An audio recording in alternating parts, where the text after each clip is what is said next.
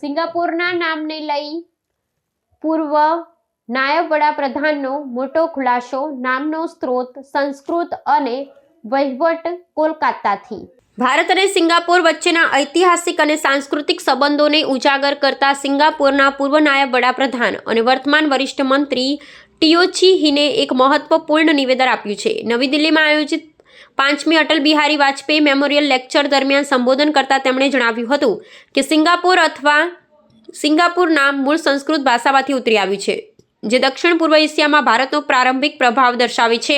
તેમણે વધુમાં ઉમેર્યું હતું કે 1867 સુધી સિંગાપોરનો તમામ વહીવટ ભારતના કોલકાતા તત્કાલીન કલકત્તા શહેરથી કરવામાં આવતો હતો, જે બંને દેશો વચ્ચેના અતૂટ જોડાણની સાક્ષી પૂરે છે. પોતાના વક્તવ્યમાં ઇતિહાસના પાના ઉલટાવતા ટીઓએ જણાવ્યું હતું કે આધુનિક સિંગાપોરની સ્થાપના 1819માં બ્રિટિશ ઈસ્ટ ઇન્ડિયા કંપની દ્વારા કરવામાં આવી હતી. તે સમયે બ્રિટિશ શાસન હેઠળના ભારતીય વહીવટી તંત્રનો સિંગાપોર પર સીધો અંકુશ હતો. લગભગ 5 દાયકા સુધી સિંગાપોરનું સંચાલન બંગાળ પ્રેસિડેન્સીના ભાગરૂપે કોલકાતાથી થતું હતું.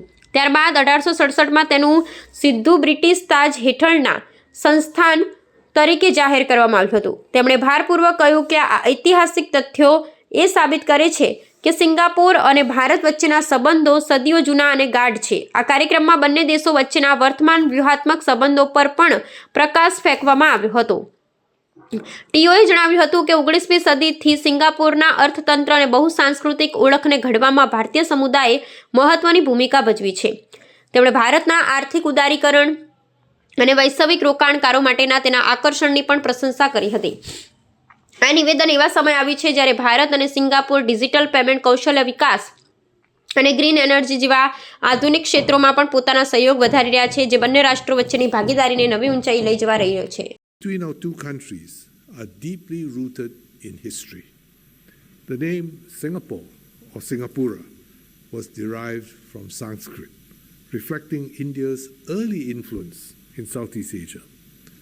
Modern Singapore was established by the British East India Company in 1819. Until 1867, Singapore was administered from Calcutta. From the